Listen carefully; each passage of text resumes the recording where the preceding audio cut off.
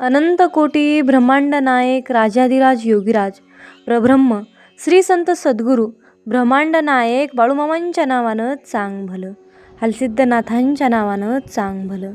नमस्कार प्रेमळ भक्तांनो, तुम्हा सर्वांचे पुन्हा एकदा खूप खूप मनापासून स्वागत आहे. भक्तांनो, बाळूमामांचा हा दैवी संदेश तुमच्यासमोर येणे म्हणजे निव्वळ योगायोग नाही, तर बाळूमामांनी या दैवी संदेशासाठी तुमची निवड केली आहे. म्हणून भक्तांनो, जर का तुमचा बाळूमामांवर पूर्णपणे विश्वास असेल तरच हा संदेश तुम्हाला ऐकायचा आहे. आणि जर तुमचा बाळूमामांवर विश्वास नसेल, तुम्ही या ऑनलाईन संदेशाला अंधश्रद्धा समजत असाल, मानत असाल, तर हा संदेश तुम्ही इथेच सोडून देऊ शकता. आजच्या दैवी संदेशामध्ये मामा म्हणतात, माझ्या बाळा, तू खूपच भाग्यवान आहेस. मी तुझ्यावर प्रसन्न झालो आहे. माझ्या बाळा, या संदेशासाठी मी तुझी निवड केली आहे. माझ्या बाळा, हा संदेश तुला 16 मिनिटे ऐकायचा आहे.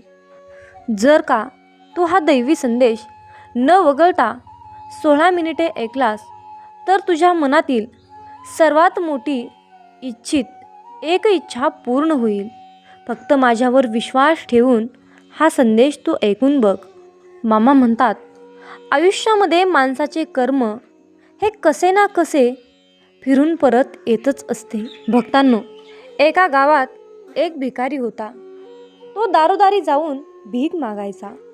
कुणी काही दिले तर तो घ्यायचा, अन्यथा फक्त आशीर्वाद देऊनच निघून जायचा.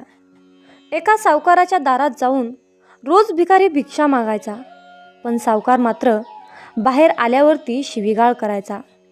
सावकार भिकाऱ्याला म्हणायचा, जा मर, तू काम का करत नाहीस?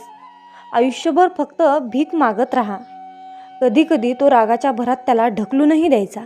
पण भिकारी फक्त म्हणायचा, देव तुमच्या पापांना क्षमा करो. एके दिवशी मात्र त्या सावकाराला खूप राग आला. बहुधा धंद्यात तोटा झाला असावा. तो भिकारी त्याच वेळी भीक मागायला आला. सावकाराने रागात थेट त्याच्यावर दगड मारला. भिकाऱ्याच्या डोक्यातून रक्त वाहू लागले. तरीही तो भिकारी सावकाराला म्हणाला, देव तुमच्या पापाला क्षमा करो, असे म्हणत तिथून निघून गेला. सावकार रागातून थोडासा शांत झाला आणि मग विचार करू लागला की मी त्याला दगड मारला, पण त्याने तरीही माझ्यासाठी प्रार्थना केली. याच्या मागचं काय रहस्य असू शकेल हे आपल्याला कळायला हवं. आणि तो त्या भिकाऱ्याच्या मागे लागला. तो भिकारी कुठेही गेला तरी सावकार त्याच्या मागे जायचा.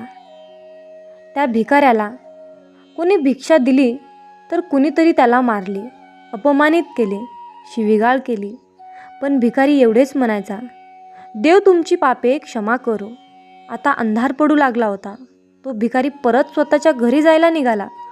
सावकारसुद्धा त्याच्या मागे होता. तो भिकारी आपल्या घरी परतला. एका तुटलेल्या खाटेवर एक म्हातारी झोपलेली होती, जी त्या भिकाऱ्याची बायको होती. तिच्या नवऱ्याला पाहताच ती उठली आणि पाहू लागली. भिकेच्या भांड्यात फक्त अर्धी शिळी भाकरी होती. ती पाहताच म्हातारी म्हणाली, एवढेच आज मिळाले का? आणि तुमचे डोके कसे फुटले? तेव्हा भिकारी म्हणाला, हो, एवढंच मिळालं. कुणी काही दिलं नाही. सगळ्यांनी शिव्या दिल्या. एकाने दगडफेक केली, त्यामुळे माझं डोकं फुटलं. तो भिकारी पुन्हा म्हणाला, हे सगळं माझ्याच पापाचं फळ आहे. आठवत नाही का, आपण किती श्रीमंत होतो? काही वर्षापूर्वी आपल्याकडे काय नव्हतं.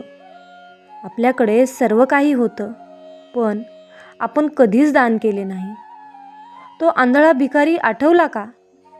म्हातारी बाईच्या डोळ्यात अश्रू आले आणि ती म्हणाली, हो, आपण त्या आंधळ्या भिकाऱ्याची कशी चेष्टा करायचो. भाकरीच्या जागी कोरे कागद कसे टाकायचो, त्याचा अपमान कसा करायचो, त्याला मारायचो तर कधी ढकलायचो. म्हातारी म्हणाली. तेव्हा म्हातारा म्हणाला, हो, मला हे सगळं काही आठवतं. हे सगळं किती छान होतं आपलं. त्या आंधळ्या म्हाताऱ्याने जेव्हा रस्ता दाखवायला सांगितला तेव्हा कधीच मी त्याला रस्ता दाखवला नाही. आणि जेव्हा कधी तो भाकर मागायचा तेव्हा फक्त त्याला शिव्या दिल्या.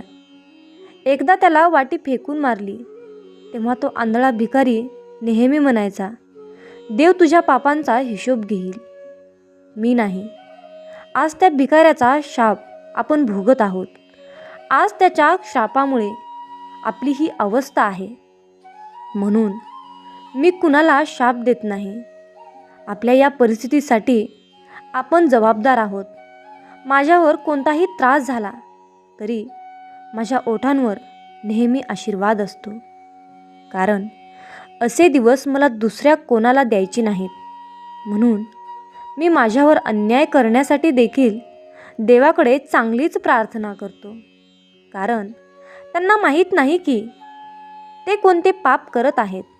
आपण भोगले तसे दुःख दुसऱ्यालाही भोगावे लागू नये म्हणूनच माझी अवस्था पाहून माझ्या मनातून फक्त आशीर्वाद निघतात. सावकार चुपचापपणे सर्व काही ऐकत होता. आता त्याला सर्व काही समजले होते. म्हातारी बाई आणि म्हाताऱ्याने ती अर्धी भाकरी एकत्र खाल्ली आणि परमेश्वराचा महिमा म्हणत झोपी गेले. दुसऱ्या दिवशी तो भिकारी पुन्हा सावकाराच्या घरी भीक मागायला गेला. सावकाराने 2 भाकरी आणि भाजी अगोदरच काढून ठेवलेली होती.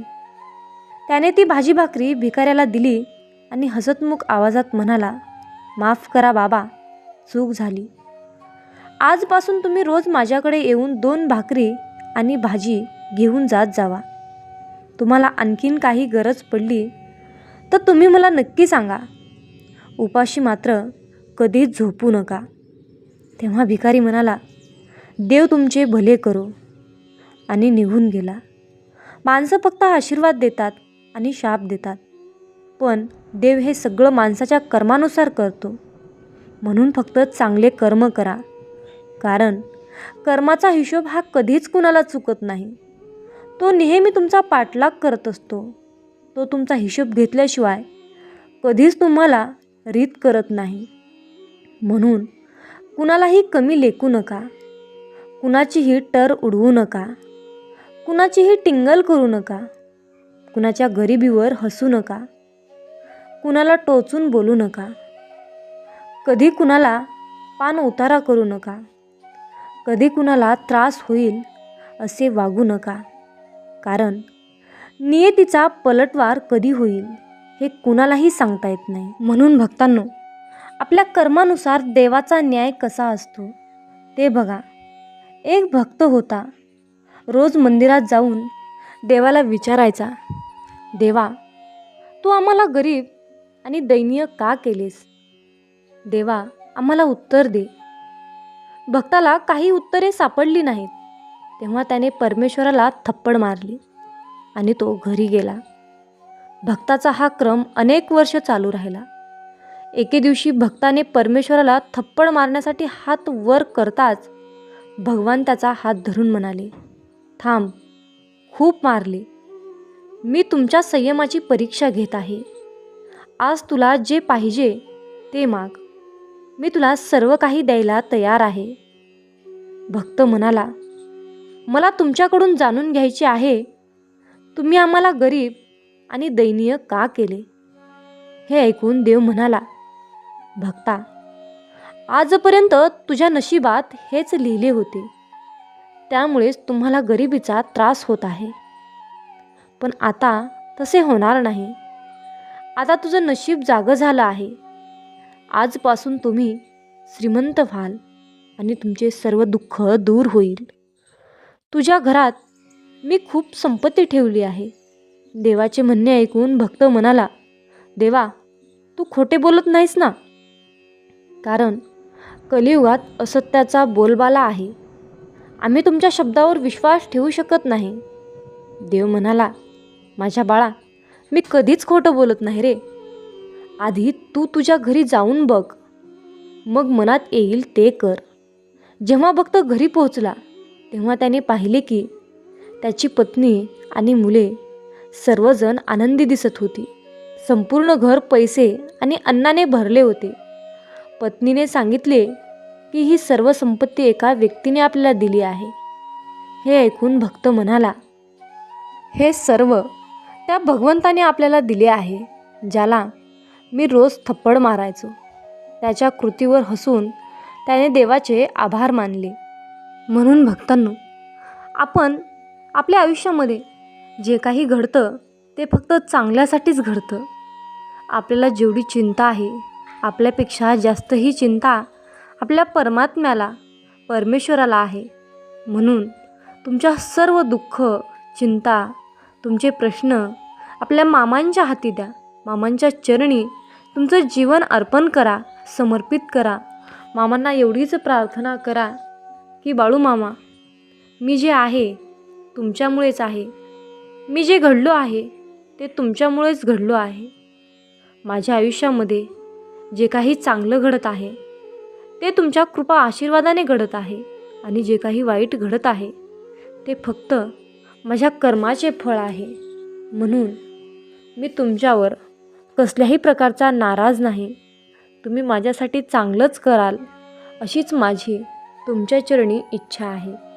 असंच तुम्हाला त्या परमेश्वराला म्हणायचं आहे.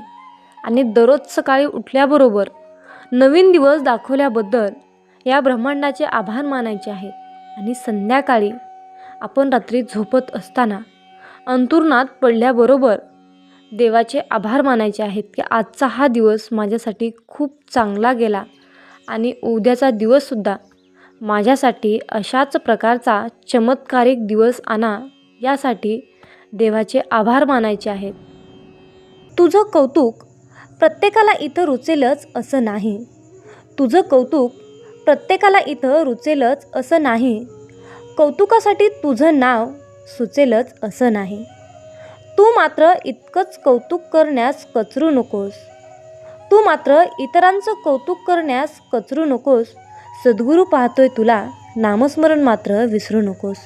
सद्गुरू पाहतोय तुला, नामस्मरण मात्र विसरू नकोस. रडावंसं वाटतं तेव्हा रडून मोकळा हो. कार्यासाठी लढावंसं वाटतं तेव्हा लढून मोकळा हो. रडण्यामध्ये मात्र तुझे कार्य विसरू नकोस. रडण्यामध्ये मात्र तुझे कार्य विसरू नकोस. सद्गुरू पाहतोय तुला, नामस्मरण मात्र विसरू नकोस. सद्गुरू पाहतोय तुला, नामस्मरण मात्र विसरू नकोस. तुझ्या कार्याचे कोणाला पुरावे द्यायची गरज नाही. कुणासाठी तुला कार्य सोडायची गरज नाही. सद्गुरू संकल्पासाठी पुढे चालणं तू सोडू नकोस. सद्गुरू पाहतोय तुला, नामस्मरण मात्र विसरू नकोस. सद्गुरू पाहतोय तुला, नामस्मरण मात्र विसरू नकोस. माझ्या बाळा, तुला सुद्धा मन आहे हे मला माहीत आहे. पण ब्रह्मांडाचा मामा असताना काय रे कमी तुला? इतरांना भरभरून देणं मात्र कधी सोडू नकोस. सद्गुरू पाहतोय तुला, नामस्मरण मात्र विसरू नकोस. जय बाळू मामा. मामा म्हणतात, माझ्या बाळा, जीवनामध्ये जो दुसऱ्यांना मान देतो मुळात तोच स्वतः सन्माननीय असतो. कारण माणूस दुसऱ्यांना तेच देऊ शकतो जे त्याच्या जवळ असते.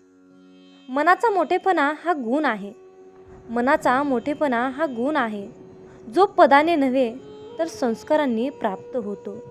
म्हणूनच मामा म्हणतात, माझ्या बाळा, जीवनामध्ये अपेक्षा माझ्यापासून ठेवा, लोकांपासून नाही. अडचणीत असाल तर मामा तारतील. एकटे असाल तर मामा सांभाळतील. मार्ग सापडत नसेल तर मामा दाखवतील. अश्रू थांबत नसतील तर मामा पुसतील. फक्त मामांवर विश्वास आणि श्रद्धा ठेवा आणि मामांची सेवा करा. भक्तांनो, आजच्या संदेशामध्ये मी तुम्हाला एक छोटीशी कथा सांगणार आहे, जेणेकरून तुम्हाला सुद्धा समजेल की देवाकडे नक्की आणि नेमकं काय मागावं. म्हणून ही छोटीशी कथा तुम्ही नीट आणि लक्षपूर्वक ऐकावी, हीच तुम्हाला विनंती आहे.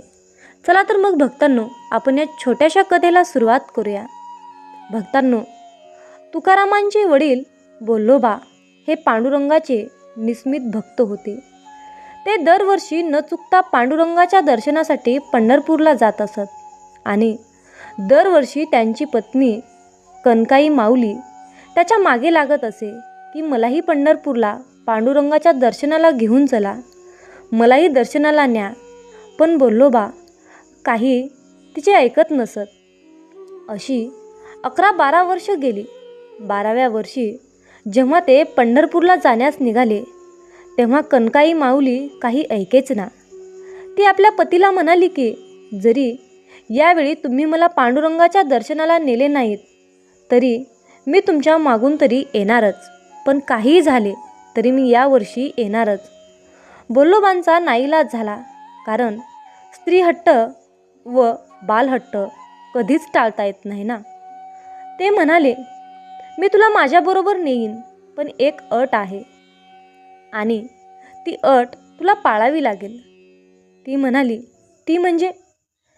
तेव्हा म्हणाले, मंदिरात गेल्यानंतर पांडुरंगाकडे काही म्हणजे काहीच मागायचे नाही. कनकाई माऊली आनंदली. तिने पतीला सांगितले की मी पांडुरंगाला काहीच मागणार नाही. तेव्हा पती पत्नी पांडुरंगास भेटायला निघाले. पंढरपूरमध्ये पोहोचल्यानंतर कनकाई माऊली मनाशी विचार करीत चालली होती की आज आलोच आहोत तर पांडुरंगाचे दर्शन घेऊ आणि पंढरपूरही पाहू. यात्रेतली बांगड्यांची खेळण्यांची दुकाने पाहून हरकून पाहत पाहत ती बोल्लोबांच्या मागून चालत आल्याने त्या दोघात अंतर पडले. बोल्लोबा पुढे निघून गेले आणि कनकाई माऊली मागेच राहिली. इकडे बोल्लोबा मंदिरात पोहोचल्याबरोबर पांडुरंगाची मान वर होती ती खाली झुकली. रखुमाईने पांडुरंगाला विचारले की सगळे भक्त दर्शनाला येतात तेव्हा तुमची मान वर असते आणि बोल्लोबा आल्यानंतर तुमची मान खाली का झुकली? यावर पांडुरंगाने रखुमाईला उत्तर दिले की तो जो सावकार असतो ना त्याचे आपण देणेकरी असतो आणि देणेकरी जेव्हा आपल्या घरी येतो तेव्हा आपली मान खाली झुकलेली असावी. म्हणजे बघा, बोल्लोबांनी पांडुरंगाची निस्वार्थपणे इतकी सेवा केली, इतकी भक्ती केली की प्रत्यक्ष देवच त्याचा सेवेकरी झाला. बोल्लोबा फक्त भक्तीचे डिपॉझिटच करीत राहिले, मागणीचे विड्रॉवल कधीच केले नाही. त्यांनी देवाची भक्ती केली पण त्यांच्याकडे कधीच आणि काहीच मागितले नाही. परमेश्वराची भक्ती करावी तर अशी करावी. इकडे बोल्लोबा पांडुरंगाचे दर्शन घेऊन मागल्या दाराने बाहेर पडले आणि पुढल्या दाराने कनकाई माऊली देवळात आली. तिने पांडुरंगासमोर हात जोडले आणि एकटक देवाकडे पाहत राहिली.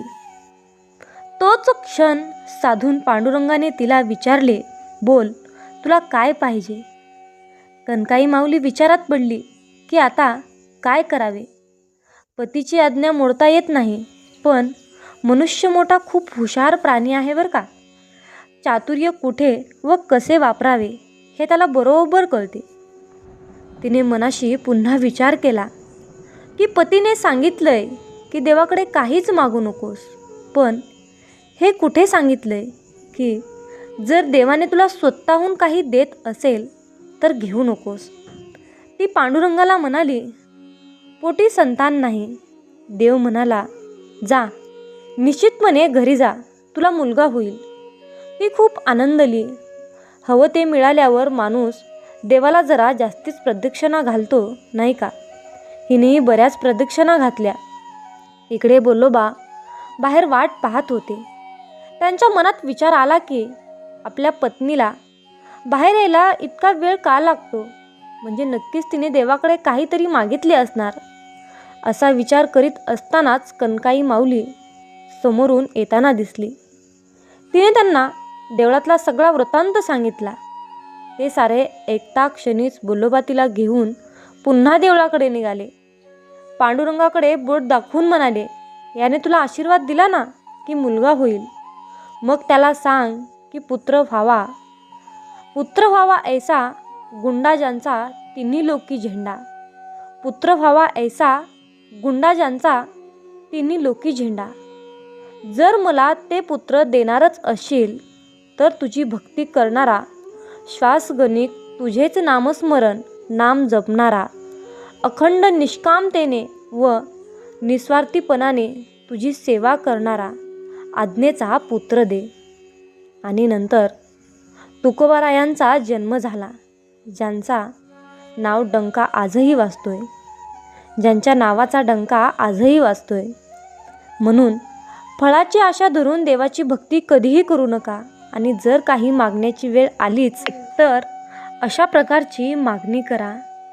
भक्तांनो, तुम्हाला या कथेतून नक्कीच समजलं असेल की देवाकडे नक्की काय मागावं, कधी मागावं आणि देवाची सेवा कशी करावी. देव त्या सेवेचं फळ कसं देतो हे तुम्हाला नक्कीच समजलं असेल. म्हणून बाळूमामा आज बोध देत सांगत आहे, अरे बाळा, वेतातून बाहेर ये. मी मर्यादित शरीर नाही. या ध्रुवावर अनंत अस्तित्व आहेत, परंतु मी एकच तेच असं अस्तित्व आहे. आयुष्यामध्ये सुटतात काही हात नकळत, पण जे हात सोबत आहेत त्यांना कधीच सोडू नका. हे वाईट दिवस नक्कीच सरतील. तुम्ही मात्र हसणं विसरू नका.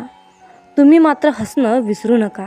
मामा म्हणतात, माझ्या बाळा, चांगले कर्म करत असताना सुद्धा जर का कोणी तुमच्यावर शंका घेत असेल तर त्यांना घेऊ द्या. कारण शंका नेहमी सोन्याच्या शुद्धतेवर घेतली जाते, कोळशाच्या काजळीवर नाही. हे लक्षात ठेवा. भक्तांनो, पुण्याई असेल तर कचराही सोन्याच्या भावाने विकला जातो व पुण्याई संपली की सोनेही कचऱ्याच्या भावाने विकावे लागते. म्हणून नित्य पुण्याचा साठा दानधर्म आणि परोपकाराद्वारे वाढवत राहिला पाहिजे. आरोग्य, शांती, समाधान आणि आनंद या सर्व गोष्टी पुण्याने प्राप्त होतात.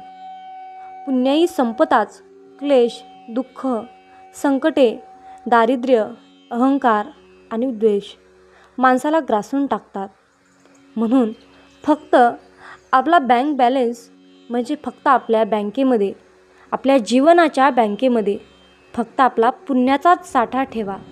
जेव्हा तुमच्यावर संकट येईल, विघ्न येईल, जेव्हा नियती तुमच्यासाठी उलटून पडेल, तेव्हा तुम्हाला पैसा कामाला येणार नाही, ना कोणी तुमच्या मदतीला धावून येणार नाही.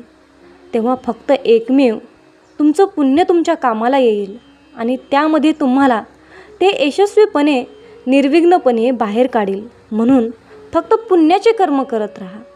म्हणूनच मामा म्हणतात, माझ्या बाळा, जीवनामध्ये या दोन गोष्टी कधीच वाया जाऊ देऊ नका.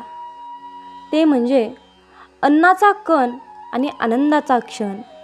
या दोन गोष्टी आयुष्यामध्ये कधीच वाया जाऊ देऊ नका. नेहमी हसत राहा, आनंदात राहा. या आयुष्याचा, या सोनेरी जीवनाचा आनंद घ्या. भक्तांनो, आजच्या दैवी संदेशामध्ये मी तुम्हाला एक सुंदर अशी कथा सांगणार आहे. ही कथा तुम्हाला नक्कीच आवडेल अशी माझी खात्री आहे. या कथेचं नाव आहे साधू महाराज आणि व्यापारी. भक्तांनो, एका शहरात एक धनवान व्यक्ती राहत होता. बऱ्याच ठिकाणी त्याचा व्यापार पसरलेला होता. पैशाची कमतरता मुळीच नव्हती. स्वभावाने सुद्धा भोळा आणि परोपकारी होता. त्याने एका साधू महाराजांना त्याने त्याचे गुरु मानले होते आणि त्या गुरूंनी सांगितलेल्या प्रत्येक गोष्टींचे तो पालन करत असे. सोबतच कोणत्याही समस्येला त्यांच्या गुरुजींना सांगून त्यावर तो उपाय काढून घेत असे. एक दिवस त्याला असाच एक विचार आला की आपल्या गावात एक मंदिर बांधायचे, जेणेकरून जवळच गरीब लोकांना जेवणाची व्यवस्था होईल, राहण्यासाठी गरीब लोकांना एक सहारा मिळेल, मोठमोठ्या साधू संतांचे लोकांना दर्शन होईल, तेथेच लोकांना उपचारासाठी एक प्रथमोपचार केंद्र सुरू करावे, जेणेकरून लोकांना मोठ्या प्रमाणात फायदा होईल. या गोष्टींचा मनात विचार करून तो आपल्या गुरूंकडे गेला आणि त्याने या विषयाबद्दल संपूर्ण माहिती आपल्या गुरुजींना सांगितली. आपल्या मनातील गोष्ट आपल्या गुरूंसमोर मांडली. तेव्हा गुरूंनी त्याला सांगितले की एकच मंदिर का, 2 मंदिरे उभे कर, एका गावात आणि एक तुझ्या राहत्या नगरात, जेणेकरून तुला सुद्धा देवाचे दर्शन जवळच होईल आणि तू अशाच प्रकारे परोपकार करण्याची प्रवृत्ती कायम ठेवशील. गुरुजींनी सांगितलेल्या कल्पनेला त्याने सत्यात उतरवण्याचे ठरवले आणि गुरुजींचा आशीर्वाद घेऊन तो तेथून निघून घरी आला आणि दोन्ही ठिकाणी मंदिराच्या बांधकामाच्या तयारीला लागला. त्याने दोन्ही ठिकाणी मंदिराचे बांधकाम सुरू केले. काही दिवसात मंदिराचे बांधकाम पूर्ण झाले. दोन्ही ठिकाणी भगवंताच्या मूर्तीची प्रतिष्ठान झाली. दोन्ही मंदिरात पुजाऱ्यांची नेमणूकसुद्धा झाली. काही दिवसांच्या कालावधीनंतर दोन्ही मंदिरे लोकांच्या श्रद्धेचे ठिकाण बनले. परंतु काही दिवसानंतर व्यापाराच्या निदर्शनात आले की नगरातील मंदिरापेक्षा लोक गावातील मंदिरात मोठ्या प्रमाणात जात होते. वास्तविक पाहता गावातील मंदिरात जाण्याचा मार्ग खूप कठीण आणि वळणाचा होता. तरीसुद्धा लोक गावातील मंदिराला मोठ्या प्रमाणात भेट देत होते. या सर्व स्थितीला पाहून व्यापारी थक्क झाला आणि या समस्येला घेऊन तो आपल्या गुरूंकडे गेला. तेव्हा त्याने गुरूंना याविषयी सांगितले की लोक नगराच्या मंदिरापेक्षा गावातील मंदिरात मोठ्या संख्येने जात आहेत. अशा प्रकारे त्याने घडलेला वृत्तांत आपल्या गुरूंना ऐकवला आणि असे का होत आहे आणि यावर उपाय काय करावं म्हणून गुरूंना प्रश्न विचारू लागला. गुरूंनी शांततेने सर्व प्रकार ऐकून घेतला आणि व्यापाऱ्याला एक गोष्ट करायला सांगितली. त्यांनी व्यापाऱ्याला सांगितले की गावाकडील मंदिराच्या पुजाऱ्याला नगराच्या मंदिरात सेवेसाठी बोलावून घे आणि नगराच्या मंदिराच्या पुजाऱ्याला गावाकडच्या मंदिरात बोलावून घे.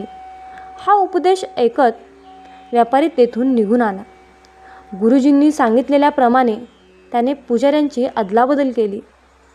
काही दिवसात पाहतो तर काय, ज्या मंदिरात लोकांचा जमाव मोठ्या प्रमाणात होत होता त्या मंदिरात आता लोक खूप कमी प्रमाणात जात होते आणि नगरातील मंदिरात गावाकडून लोक दर्शनाला यायला लागले होते. हे पाहून तो आश्चर्यचकित झाला आणि त्याने हा काय प्रकार असावा म्हणून गुरूंना भेटायला गेला. गुरुजवळ आल्यानंतर त्यांनी सांगितले की गुरुजी, पहिले लोक गावातील मंदिरात गर्दी करायचे, पण आता नगरात असलेल्या मंदिरात मोठ्या प्रमाणात गर्दी करत आहेत. असे का होत आहे? तेव्हा गुरुजी त्या व्यापाऱ्याला सांगतात की यामध्ये काही विशेष गोष्ट नाही आहे. नगराच्या मंदिरात असलेल्या पुजाऱ्याचा स्वभाव चांगला आहे आणि त्यामुळे लोक त्याच मंदिरात जाण्यासाठी गर्दी करतात. ज्या मंदिरात तो पुजारी असतो, पुजारी आपल्या मधुर वाणीमुळे लोकांना आकर्षित करतो आणि लोक सुद्धा त्याच्या जवळ जाण्यासाठी उत्सुक असतात. हे ऐकून व्यापाऱ्याला सर्व परिस्थिती लक्षात आली होती. याच प्रकारे आपल्या जीवनात सुद्धा आपले बाहेरील रंगरूप जास्त महत्त्वाचे नसते. महत्त्वाचा असतो तो आपला स्वभाव. जर आपला स्वभाव चांगला असेल, लोकांना आकर्षित करणारा, तर लोक आपल्या जवळ येण्यासाठी उत्सुक होतील. म्हणून दुसऱ्यांना जिंकण्यासाठी मोठ्या मोठ्या गोष्टींची आवश्यकता नसते. आवश्यक असतो तो आपला स्वभाव, जो दुसऱ्यांच्या दुःखात त्यांच्या सोबत राहतो, सुखात सहभागी होतो. अशाच व्यक्तींना लोक पसंत करतात. ही गोष्टसुद्धा आपल्याला हीच शिकवण देते. म्हणून भक्तांनो,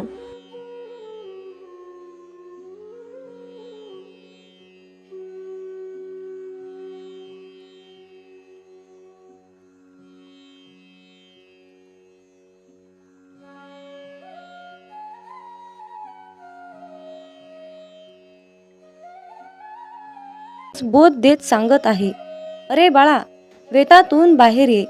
मी मर्यादित शरीर नाही. या ध्रुवावर अनंत अस्तित्व आहेत, परंतु मी एकच हेच असं अस्तित्व आहे. मामा म्हणतात, मी कोणापासून वेगळा नाही आणि कोणी माझ्यापासून वेगळा नाही. तू सुद्धा माझ्या अस्तित्वाचा अंश आहेस. बाळूमामा तुम्हाला कधीच निराश ठेवणार नाहीत आणि कधीच रिकामे ठेवणार नाहीत. जे आहे, जी तुमची नुकसान झाली आहे त्याची भरपाई मामा अन्य गोष्टीने करून देत असतात. जेव्हा बाळूमामा आपल्याला एखादी गोष्ट सोडायला सांगतात, तेव्हा मामांना आपल्याला काहीतरी एक चमत्कारिक गोष्ट आणि मोठी गोष्ट द्यायची असते. मामांच्या योजना अतिशय उत्कर्ष असतात. म्हणून फक्त मामांनी सांगितलेल्या योजनावर चालण्याचं काम करायचं. आयुष्यामध्ये कसलीही परिस्थिती आली, कसल्याही परिस्थितीत मनाचा तोल ढासाळत असेल तर फक्त बाळूमामांचे नामस्मरण करा. फक्त स्वतःशी संवाद साधायचा आहे. मला माहीत आहे की माझ्या बाळूमामांनी माझ्यासाठी खूप महत्त्वाची आणि चमत्कारिक योजना आखून ठेवली आहे. मी मामांकडे अशी प्रार्थना करतो की तुम्ही सांगितलेल्या मार्गावर चालण्यासाठी मला सद्बुद्धी द्या, मला शक्ती द्या, विचार द्या. गरज नाही लागत कुणाची, भीती वाटत नाही कशाची. मामासोबत असताना मार्गही सोपा होतो, अंधारही नाहीसा होतो. मामासोबत असताना का उगच वाट बघावी, का उगच काळजी करावी. मामासोबत असताना समोर जातो मी हसत संकटाला, नाही घाबरत मी उद्याच्या भविष्याला. हे मामा असेच माझ्यासोबत राहा, इतरांना माझ्याशी आणा. मित्रांनो, म्हणूनच बाळूमामा नेहमी आपल्यासोबत असतात हे लक्षात ठेवा. मामा म्हणतात, अरे तुमची जीवन नौका कितीही मोठ्या वादळात अडकलेली असू द्या, थोडा धीर धर. तुला काही अंतरावर श्री बाळूमामांच्या नामाचा एक किनारा दिसेल. फक्त एकदा अंतःकरणातून बाळूमामा हे नाम बोलून तर बघ. ज्यांचे कर्म चांगले आहेत तो कधीच संपत नसतो. सत्कर्मी माणसालाच जीवनात अडचणी येतात, पण त्या सुटणाऱ्या असतात. या उलट जो दुसऱ्यांना अडचणीत आणतो त्यांच्या अडचणी आयुष्यात कधीच सुटत नाहीत आणि संपतही नाहीत. मामांवर नेहमी निसंकोचपणे विश्वास ठेवा आणि आपलं काम वाहत्या पाण्यासारखं करत राहा. तुम्ही वाहत्या पाण्यासारखं काम करत असताना त्या कामामध्ये जे काही वाईट काम, जे काही नकारात्मक काम आहे ते कचऱ्यासारखं निघून जाऊन एका किनाऱ्याला जाऊन बसतं. एकदा गंगेला विचारण्यात आले की तुझ्या पाण्यात अंघोळ केल्यानंतर सगळी पापे धुतली जातात, तर तू त्या सर्व पापांचे काय करतेस? तेव्हा गंगेने उत्तर दिले की मी ती सर्व पापे समुद्रामध्ये नेऊन टाकते. समुद्राला विचारण्यात आले की तू या सर्व पापांचे काय करतोस? तेव्हा समुद्र म्हणाला, मी ती सर्व पापे घेऊन ढगात नेऊन टाकतो. तेव्हा ढगाला विचारण्यात आले की तू या सर्व पापांचे काय करतोस? तेव्हा ढग म्हणाला, मी पावसाच्या स्वरूपात त्यांच्या घरावर नेऊन टाकतो. लक्षात ठेवा, कालचक्र असेच आहे. तुम्ही जे करणार तेच तुम्हाला मिळणार. भगवंत जसा ठेवेल तसेच राहण्याचा प्रयत्न करा. जर तुम्हाला एखाद्या व्यक्तीचा खूप राग येतोय, त्या व्यक्तीबद्दल खूप तिरस्कार वाटतंय, तर फक्त स्वतः विचार करा की तुमच्या पडत्या काळामध्ये तो व्यक्ती तुमच्याशी कसा वागला होता. एवढा विचार करूनही तुम्हाला त्या व्यक्तीचा राग येत असेल तर त्या व्यक्तीला दूर ठेवा. मला वाटतं की तुम्ही खूप भाग्यवान आहात, कारण तुमची सुखदुःख वाटून घेण्यासाठी तुमच्याकडे खूप महत्त्वाची आणि चांगली माणसे तुम्हाला भगवंताने दिली आहेत. ज्यांच्या घरामध्ये एकत्र कुटुंब आहे तो एक पुण्यवान आत्मा आहे. त्यामुळे नेहमी मामांवर विश्वास ठेवा. तुमचं कल्याण झाल्याशिवाय राहणार नाही. मामा म्हणतात, माझ्या बाळा, जेव्हा तू जाशील काळोखात तेव्हा सावली ही सोडेल तुझी साथ. तेव्हा मामाच पकडतील तुझा हात. भिवू नकोस, मी तुझ्या पाठीशी आहे. भिवू नकोस, मी सदैव तुझ्या पाठीशी आहे. मित्रांनो, बाळूमामांच्या सेवेमध्ये एक गोष्ट नेहमी लक्षात ठेवा. मामा म्हणतात, जो भक्त अनन्य भावाने माझे स्मरण करतो, अनन्य भावाने माझी भक्ती करतो, तशा भक्ताच्या पाठीमागे सदैव मी सावलीसारखा उभा असतो आणि त्यांची प्रत्येक संकटातून मी रक्षा करतो. माझ्या बाळा, ब्रह्मांड तुझ्या सोबत आहे, मग तू घाबरतो कशाला?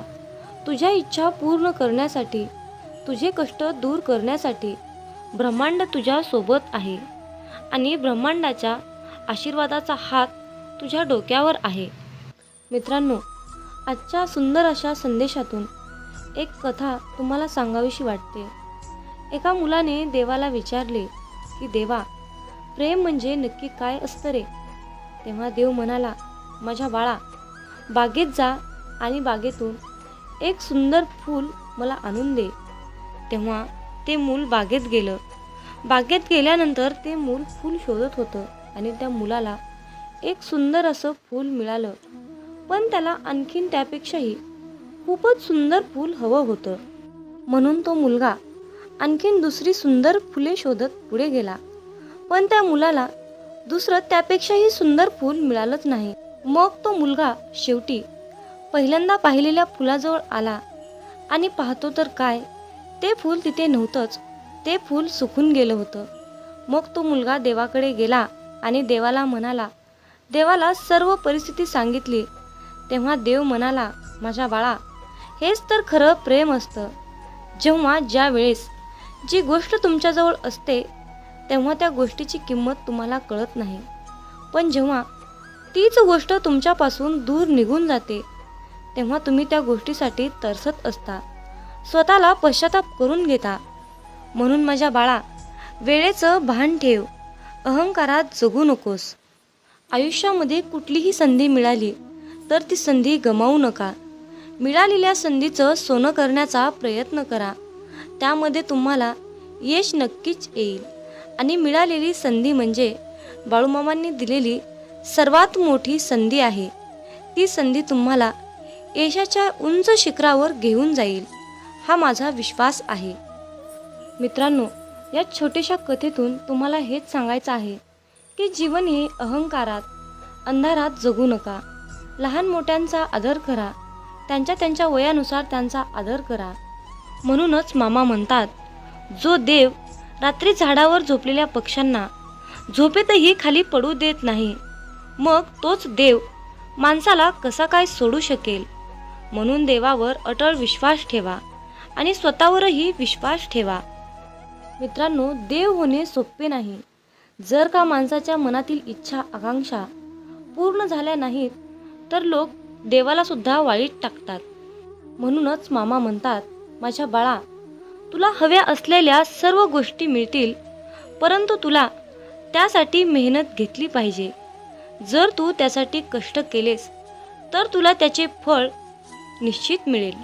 म्हणून फक्त तुमच्या कर्मावर लक्ष केंद्रित करा, बाकी सर्व काही मामांवर सोपवा.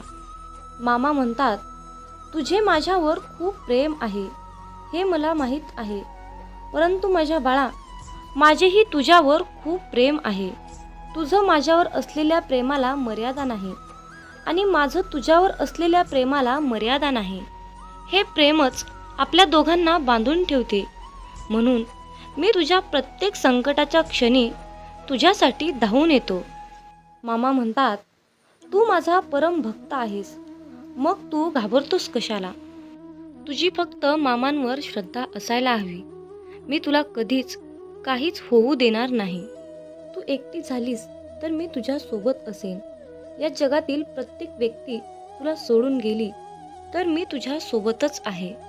मामा सांगतात, मी सदैव माझ्या भक्ताच्या पाठीशी असतो. त्यांच्यावर कोणतंही आणि कुठलंही संकट येऊ देत नाही.